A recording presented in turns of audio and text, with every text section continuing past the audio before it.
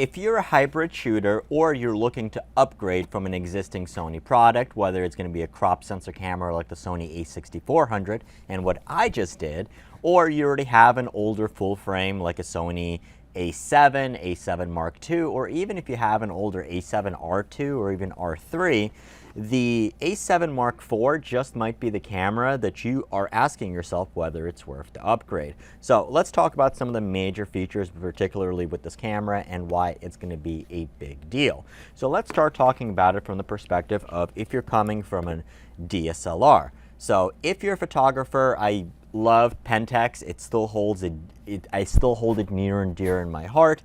And well, just look at the size. We have a crop sensor, Pentax K3, and then we have a full frame Sony a7 IV. Even with the lenses, the body actually here is a little bit smaller, a little bit lighter. Definitely big advantages there.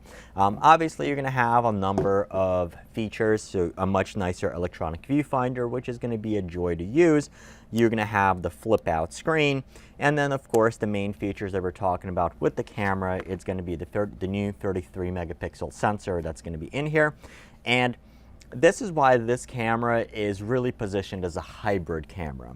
So you have, if you're a photographer and you really don't care about video that much, then there's the R line, which is going to have an even higher resolution sensor. Or if money is no object, then you have the Sony A1, A9 lineup of cameras. This is going to be for that hybrid shooter, or I would even say if you are a content creator and you want to primarily do video, but you can't justify spending an extra $1,000 or so on a Sony a7S III or the FX, then this is going to be a good way to go. So main advantages here, if as a video person, it's going to be that, well, you can shoot 4K up to 30 frames in full frame, and then you could do 4K 60.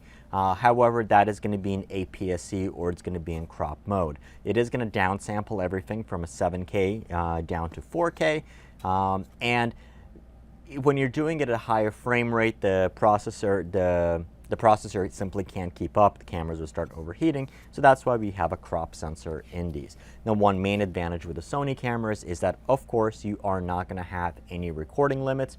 Now, the one thing that you're going to have to do is go into the menu and change the temperature mode to high. So it's not automatically going to start shutting it down for you.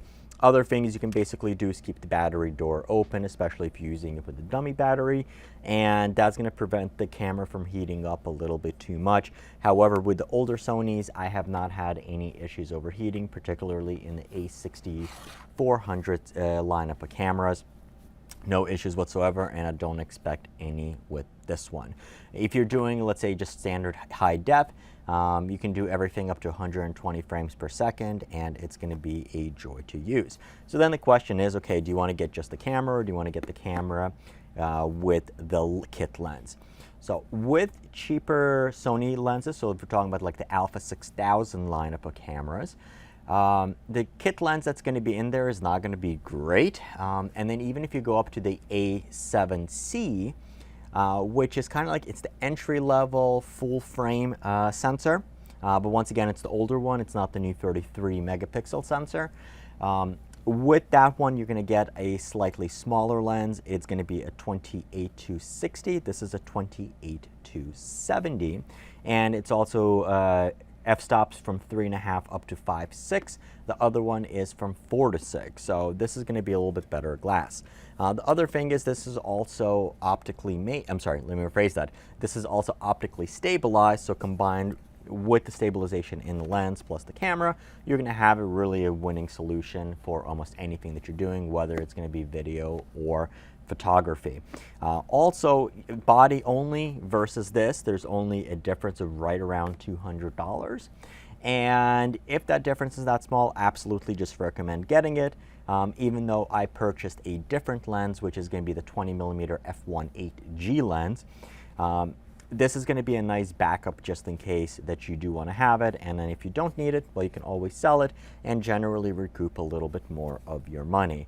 Otherwise though, because these cameras are so hot and the availability is a little bit scarce still at this point, generally most of the cameras that I've seen have been kit only.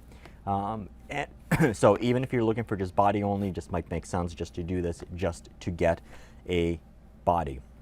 So it'll be gently used. In either case, this is going to be a good lens, and once again, an outstanding camera for the money. And now I am going to go set it up, and we're going to start actually using it, so I don't have to use my iPhone. As always, thank you for watching, and I'll see you in the next video.